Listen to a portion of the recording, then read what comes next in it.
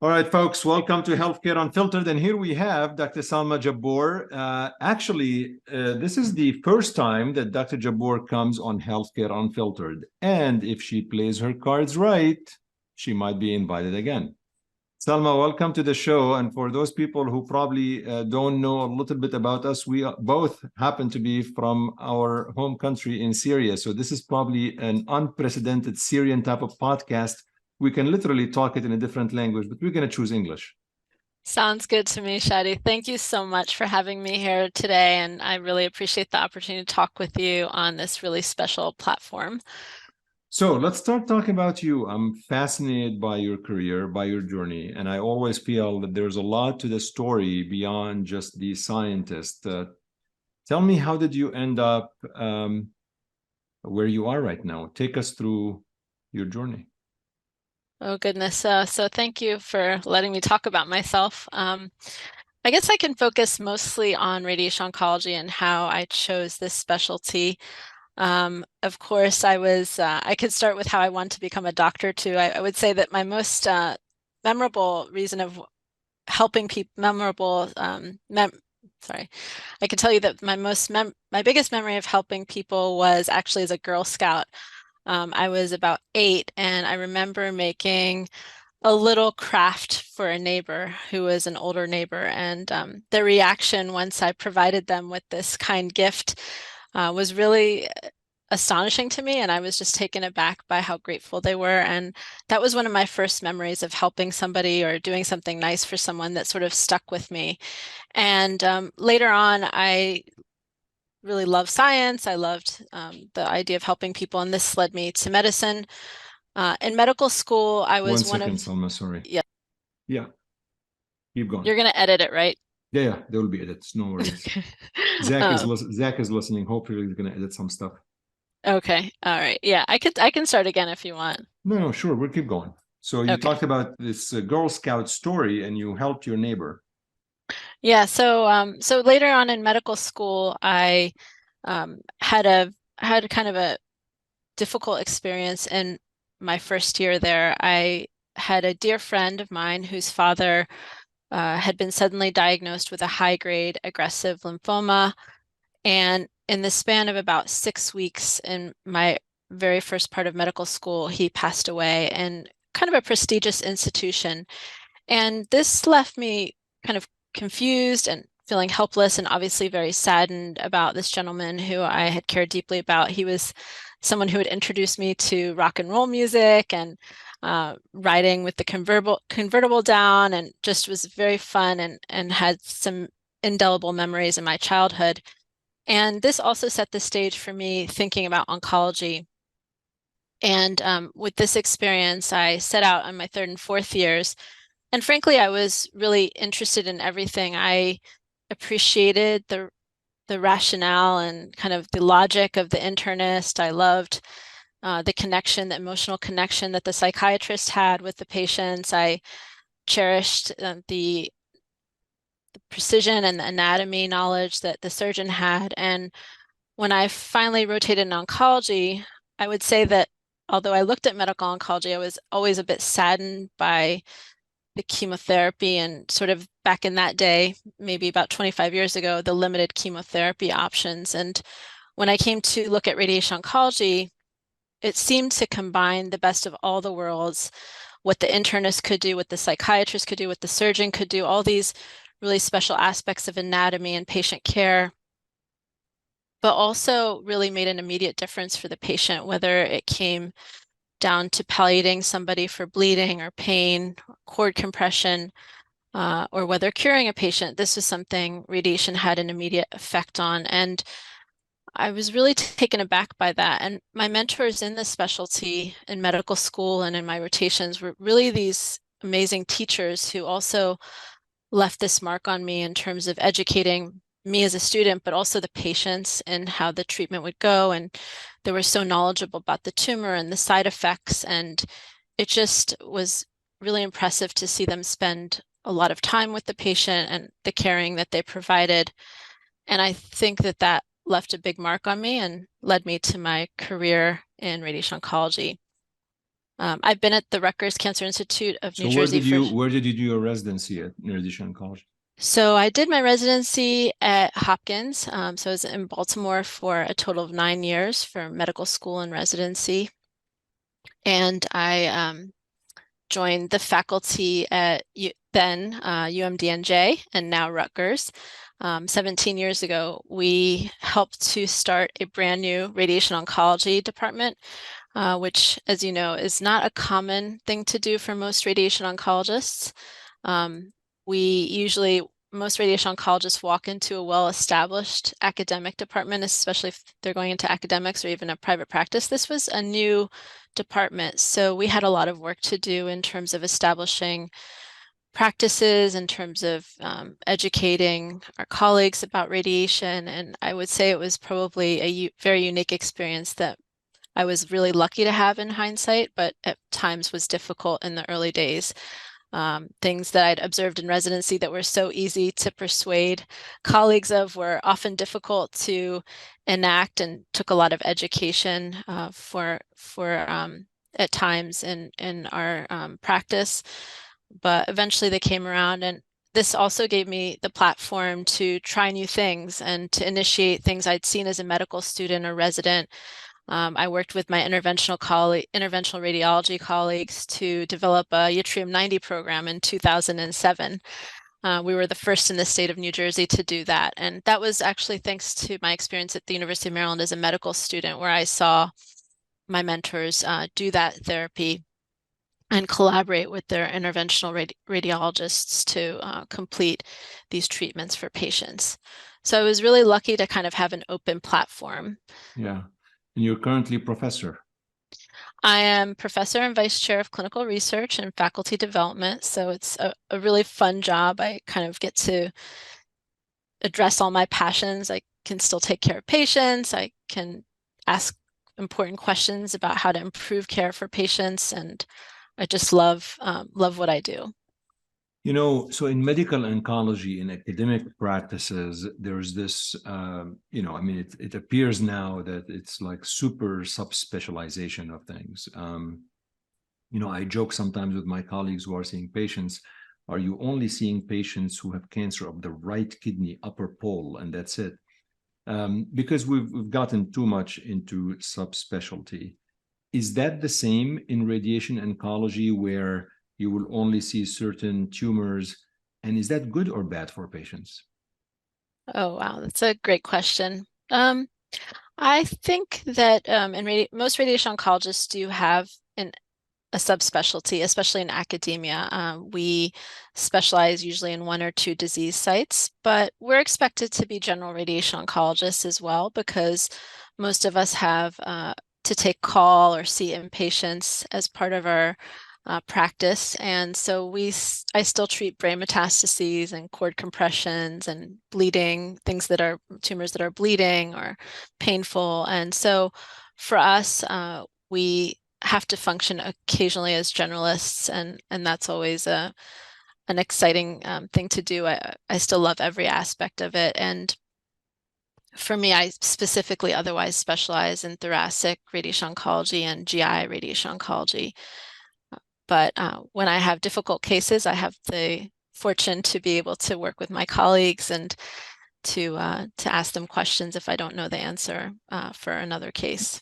There's so much going on in radiation oncology in terms of progress and advances. I think obviously this is not going to be the entire topic of this podcast.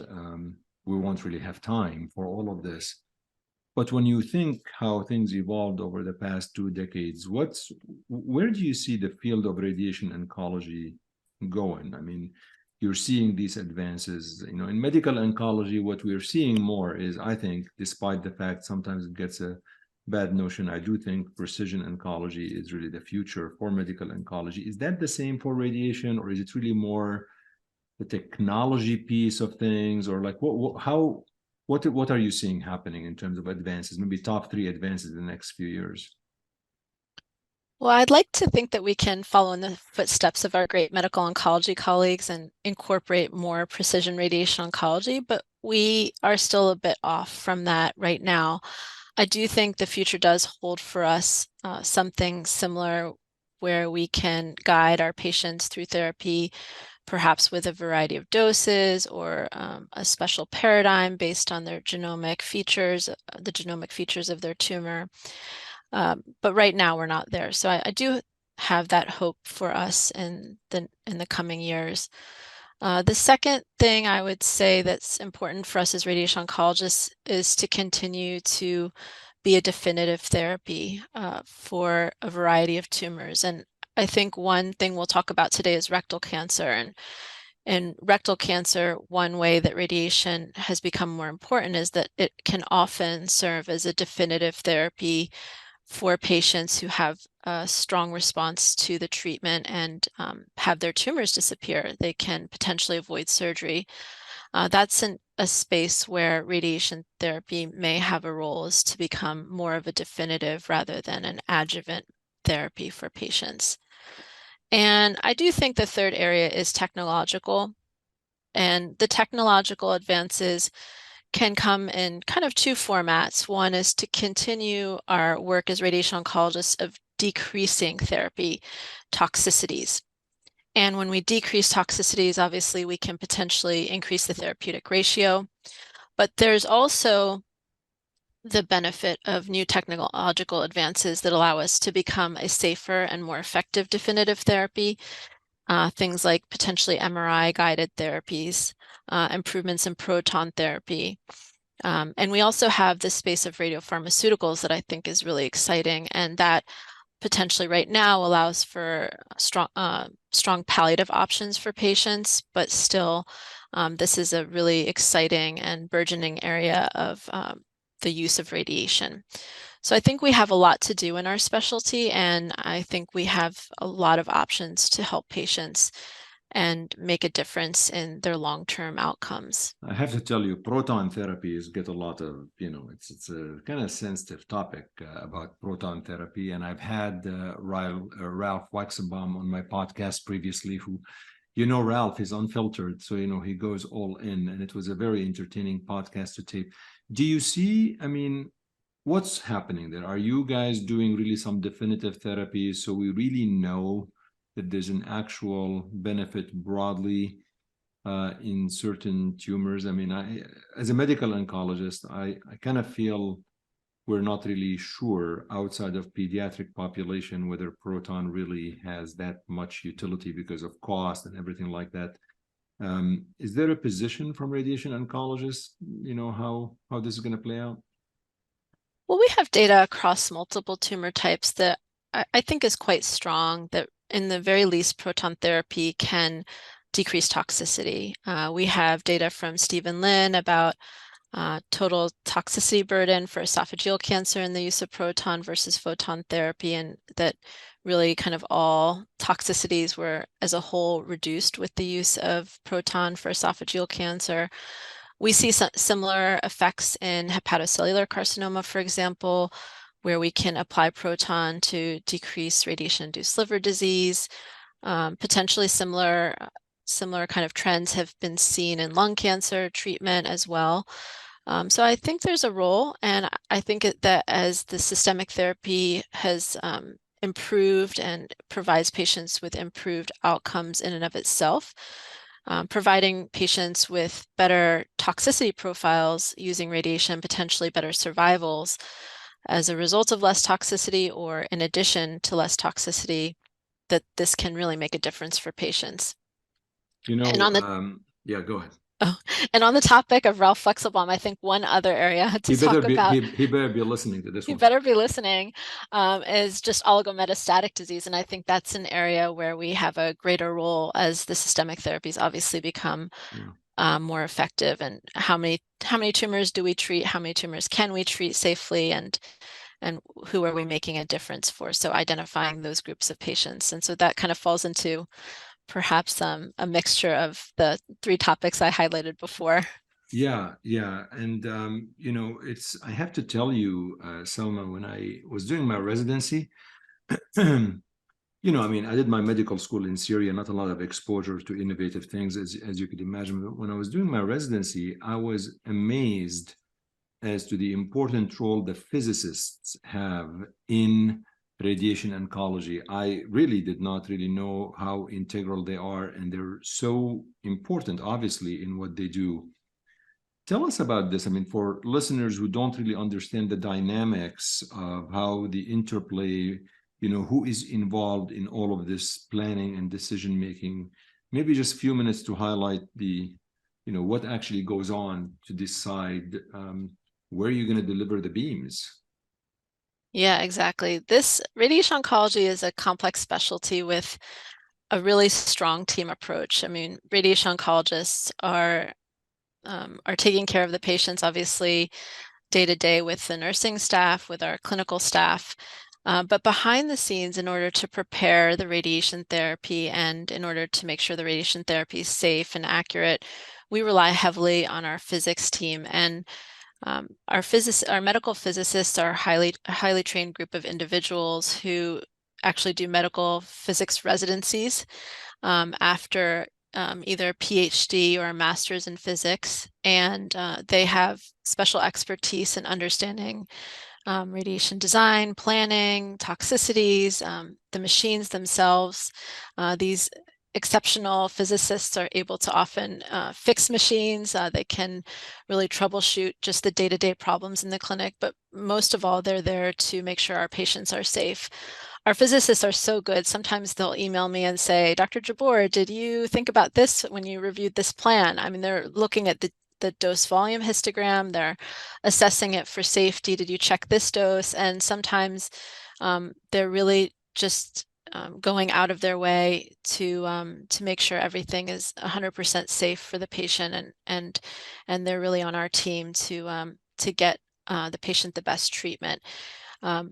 There's another group of individuals who are also kind of considered to be on the physics team, and those are the dosimetrists. And the dosimetrists are also a highly trained group of individuals who work with us to actually design the radiation beams, so to speak. So they are experts at using our computer software to come up with a plan after the radiation oncologist has delineated where the radiation needs to be delivered. And we spend a lot of time doing that. We are really trying to get the radiation beams into a certain area while protecting nearby organs or nearby areas that don't need to receive the radiation. And it's always a balancing act, and we work closely with our dosimetrists to make sure that those plans are optimized for the patients. And that takes a lot of judgment, both from the physician and the dosimetrist, to ultimately get kind of the optimal plan. And last of all, we can't forget our radiation therapists, who are actually the technologists behind the machines day in and day out, many hours per day, who are ensuring that radiation is properly aligned at the first level, obviously with the physician double checking everything.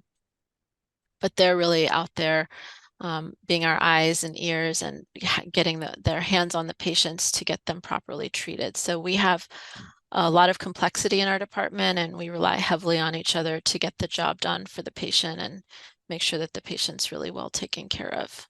And I appreciate the fact that you said one of the important things that advances is, how you reduce toxicities. And one of the ways to reduce toxicities is just to not give radiation therapy. Someone just like forget the whole damn thing. I mean, we are trying to get you out of business in medical oncology in the lymphoma world, and I think we have successfully probably done a lot of that in lymphoma, at least.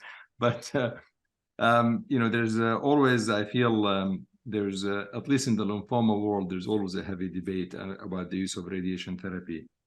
But radiation therapy was front and center at this ASCO meeting that we just finished a few weeks ago.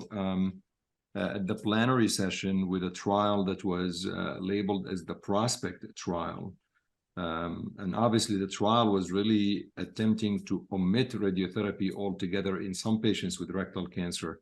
Maybe it's worth starting by, I guess, explaining to listeners, what do we normally do for rectal cancer patients, because these are patients that the goal remains to cure. I mean, our goal is to cure these patients in the non-metastatic setting, even in locally advanced disease, where the disease is locally advanced, there's an opportunity to cure. So what is normally done for these patients? Because this might be a good segue as to why the Prospect trial was actually designed. Yeah, rectal cancer is a fun disease to talk about because it really has a history to it. And I love thinking about the history of this disease because, as you know, we work so closely with our medical oncologists and surgical oncologists to improve care. And that care is a stepwise improvement that we can harness over the years for the patient. And in rectal cancer, we've made these stepwise improvements over decades. And in the earliest of years, in the 70s, 80s, and 90s, the standard of care was really to take the patient straight to surgery, take out the tumor, and offer postoperative adjuvant therapy, which came in the form of either chemo or radiation or chemo and radiation. And in the earliest studies, we found that the use of chemotherapy obviously decreased distant recurrences, while radiation decreased local recurrences. And then when we combined them, they had the benefit of both worlds, leading to postoperative chemoradiation as the standard of care in kind of up till probably the early 2000s, at least in the US. At the same time in Europe, there was an interest in giving preoperative short course radiation, which in the early studies had shown there was actually survival benefit to give a short course of 1 week of radiation before surgery and then taking the patients to surgery compared to surgery alone. And that also spiked a lot of interest, at least in the US. And then finally, one of the earlier advancements was the use of total mesorectal excision. And this type of surgery allowed for removal of the mesorectal fascia en bloc with the tumor and lymph nodes, and this really clean dissection improved local recurrence rates. So even in some of the earliest studies, we had to prove whether or not radiation was helpful in the setting of good total mesorectal excision. And in fact, the addition of radiation therapy to TME surgery continued to decrease local recurrence. Now into the early 2000s, we had the German rectal cancer study performed, which looked at the preoperative chemoradiation approach versus a postoperative chemoradiation approach after TME surgery. And although there were no differences in the outcomes as far as distant disease, there was a halving of local recurrence and decrease in toxicity with the use of preoperative chemoradiation. And probably most importantly, there was the improvement in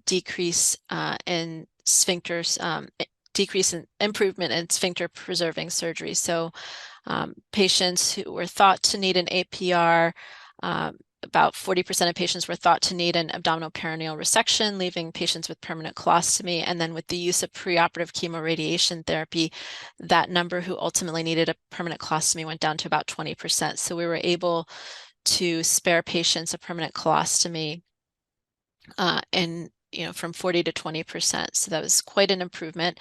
And I think that really set the stage for this question of using preoperative chemoradiation therapy more often. It's amazing what you Yep. mentioned, the stepwise fashion. It's really, frankly, very nice how you articulated the progress, because it takes a lot of studies and clinical trials and perseverance to get where we are. So, it took until the 2000s until we started doing preoperative chemoradiotherapy. Correct. Yes, as a routine, at least in the US and abroad. And then there were a lot of iterations of a variety of studies. But I would say that one thing that stood out to me as I watched the data sort of unfold was this question of what to do with the chemotherapy. Now we were giving chemoradiation therapy preoperatively, and oftentimes, at least at our own institution, we were noticing patients weren't always getting the postoperative chemotherapy that they required, and that there were that patients were often still recuperating from surgery, that then chemotherapy wasn't being delivered in a timely fashion. And I think that some of these situations were actually difficult for the patient, as well as some early studies looking at chemotherapy in the preoperative setting led to us considering chemotherapy preoperatively. And the last 5 to 10 years has really focused a lot on the question of what to do preoperatively and how best to do it, and who can benefit most from these therapies, and what sequences can we avoid surgery? Can we do more limited surgery? What's going to get the patient the best outcome? And I have to that's where we say, are these yeah, days. and I have to say, I think more is less in terms of the type of trials is really important because ultimately, if you're able to get the same results with fewer toxicities, is great.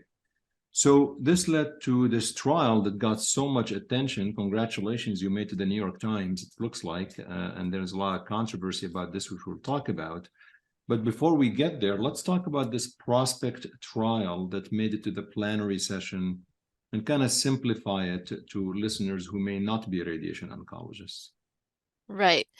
So the Prospect trial was a study that was launched in 2012. This was a study being conducted through the NCTN Alliance group. And this study sought to build upon previous data, a pilot study that had been conducted at Memorial Sloan Kettering, looking at a certain subgroup of rectal cancer patients who were treated with chemotherapy alone preoperatively. And the rationale for this was potentially to decrease toxicity. And in this pilot study that had been performed at Memorial Sloan Kettering, the treatment was very successful. The patients had a very low rate of recurrences in the pelvis, and they tolerated the therapy well and could be cured with it. So this led to the concept of the Prospect trial, and this set the stage for this over 1,100 patient randomized phase 3 clinical trial. So what were they randomized to? What were the two arms? So the two arms were, first of all, patients could get FOLFOX chemotherapy for 6 cycles. And as long as the patients had a response of 20% or more, they were good to go and went on to receive surgery Without radiation. So without radiation. they get FOLFOX. And how do you measure that 20%? Like just like radiographically, or you do like a scope again? Like, Yes, in the protocol and the article, they describe using proctoscopy okay. or some sort of scope procedure to evaluate the tumor size. So if these patients were successful with a good response to their chemotherapy, they went on to receive their low anterior resection. These patients were all patients with tumors who were deemed not to need an abdominoperineal resection. They were in the mid rectum and really had more favorable features, either T2 node positive, T3 node negative, or T3 node positive with fewer than 4 lymph nodes. And these patients were randomized to the other arm, which was chemotherapy and radiation therapy alone, our standard chemoradiation for 5.5 weeks with concurrent capecitabine or 5-FU. And this was the basis of the trial, the primary endpoint being disease-free survival. So the goal was to see if in responding patients to chemotherapy, is it safe to omit radiation? It looks like. Correct. Okay. So what did they find out? So basically, the study was really revealing. The disease-free survival rates, which were the primary endpoints, were no different. This was a non-inferiority trial. So chemotherapy was non-inferior to chemoradiation therapy. And the results were very impressive across the board. Now, remember, these are kind of a more favorable group of patients, mid-rectum, not low-lying tumors, kind of more limited nodal burden, generally probably smaller tumors as a result of the lower lymph node burden. So a few details about this in terms of the inclusion criteria. The patients who had T4 tumors or 4 or more pelvic lymph nodes or tumors within 3 millimeters of the radial margin were not eligible. In total, there was 1,128 patients that were randomized, so it was a very big study. And I felt that in reviewing the patient characteristics, they were very comparable, but I did think as a radiation oncologist, there was a couple of things that were less in favor of the radiation group. Although there were no p-values provided, the T3 node positive group, there was about 7% more patients in that group that were in the chemo RT arm, and in the T2 N0 and T2 node positive, there were slightly more in the chemo alone group. So I did wonder a little bit about that. But on the other hand, one of the favorable outcomes was that the complete response rates were very comparable between the two arms, around 24% for both groups. So that was a really favorable outcome and showed us that we have a great chance to really make that tumor disappear with either the FOLFOX or chemoradiation. So the ultimate output was that the disease-free survival was comparable, which means that if you give FOLFOX and you get more than 20% response, you can avoid radiation therapy. Two questions. Number one, is disease-free survival appropriate as an endpoint? And number two, how about toxicities? Were toxicities actually less? Because in my mind, I'm thinking, FOLFOX could cause a lot of neuropathy. That's toxicity. Obviously, chemo RT could cause the other type of toxicities in terms of diarrhea and things like that. So are you trading one toxicity with another? So what about toxicities between both arms? And do you think that disease-free survival is an appropriate endpoint? I do think we use disease-free survival commonly in most phase 3 randomized studies because it's a slightly shorter endpoint than overall survival, and I think it's quite reasonable. Here, the disease-free survival was 80.8% in the FOLFOX group and 78.6% in the chemo-RT group. And just to clarify, the complete response rates were 21.9% with chemo and 24.3% with chemoradiation. And only about 2% of patients ultimately required an abdominal perineal resection. Insofar as the toxicities, this was a really big point as far as patient decision making. I think that when it comes down to having two treatments that can perform very similarly in terms of their long-term outcomes, looking at the toxicity profile is really where we can help the patient to make a decision about their treatment. And in fact, patients who were in the chemo alone arm had a much higher rate of toxicities. We saw that patients in the FOLFOX group had rates of grade 3 or higher toxicity that were 41% versus 22.8% with chemoradiation. And this is nearly a doubling. And you're right, neuropathy was quite more frequent in the FOLFOX group, being at a rate of, I think, over 80% versus the chemoradiation group. Whereas in the chemoradiation group, there was more diarrhea, and this was probably the more common effect there. So we really saw a very big difference in the long-term, short-term toxicities, both preoperatively and postoperatively in these groups. There was, we'll have to do the longer follow-up to see what happens later on. yes, there was a companion article in addition to the New England Journal article, which really reported clinician-reported outcomes and toxicities. In the Journal of Clinical Oncology companion article that looked at patient-reported toxicities, there were significantly lower rates of diarrhea and overall better bowel function with FOLFOX, while the toxicities for the chemotherapy group were higher in terms of anxiety, appetite loss, constipation, depression, dysphagia, dyspnea, edema, fatigue, mucositis, neuropathy. And so really we do see that there are kind of different toxicity profiles between the groups. And there was also significantly lower rates of fatigue and neuropathy after surgery in patients who got FOLFOX, as well as better sexual function. So these are considerations that are very real for the patients.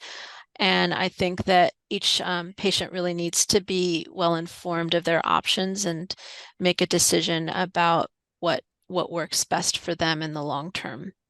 So somehow there was some title or something in the New York Times about how awful, terrible, disastrous, annoying, my goodness, we avoided radiotherapy and all of these things. What happened there? What was the title? Because you guys just went up in arms, and then the title got retracted from the New York Times, which is probably unprecedented. And I don't know how much this was also done by ASTRO, the American Society of Radiotherapy, and all that stuff. Tell us what happened and how difficult was this to read this. I'm forgetting what was the title of the New York Times article, but I recall there was so much about it online. Yeah, so I think it was to the effect of calling radiotherapy brutal in this setting. Well, And it is brutal. well, chemotherapy was brutal too. Yeah, it is brutal. I mean, I'm just It's saying that brutal. I agree with you. Chemotherapy is brutal. Like, I'm not Yeah. disagreeing. Yes, I mean, cancer treatment is very difficult. Yeah. It's not easy to go through, and the effects of the treatment are very difficult. This was highlighted in both the New England Journal article and the JCO article, and the effects are very significant for patients, regardless of the choice that the patient makes. But I think the use of using the word brutal is is kind of a little bit difficult to stomach as a radiation oncologist because, as you know, our one of our main goals is always to make the treatment as safe and tolerable as possible for the patient. And the reality is that none of our therapies are accomplished individually. That any patient who's going for cure often has a team working behind them, and the team. Yeah, we're talking about brutal. Keep going. Yes, any treatment that we give to patients to help cure them, there's a team approach to it.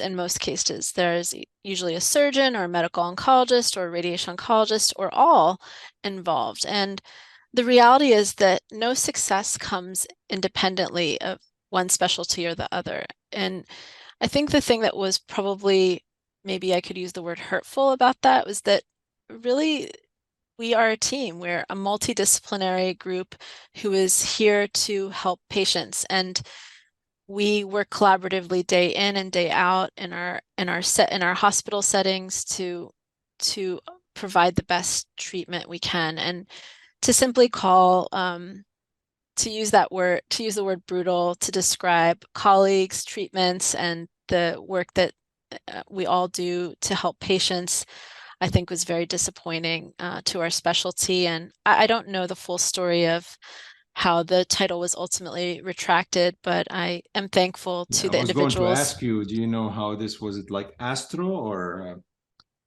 I suspect that there must have been big you know, organizations or big individuals involved I'll in tell you. I mean, helping. I think I mean, I'll be the first to admit. I think any cancer treatment, honestly, I mean, unless you're doing just topical creams and stuff like that, I mean, chemotherapy is brutal no matter what, and radiotherapy could be brutal. Both of them could be brutal. I think the way I took it, the reason I was not happy with the title was more along the lines that if patients read that circulation, and this is like in the public domain, it might detract some people from undergoing treatment that could be actually curative to them and very effective. I frankly, I mean, at least personally, this is completely, on a personal note, I don't really care if somebody says chemotherapy is brutal because I actually do think it is. I think what I care about, if that label might lead to somebody who declines chemotherapy just because of misinformation that, okay, it's brutal, but let me tell you how can we make it less brutal. Let me tell you how can we actually mitigate the problem of these side effects, because in anything that we do, there's like benefit risk ratio. Nothing that we do is without problems.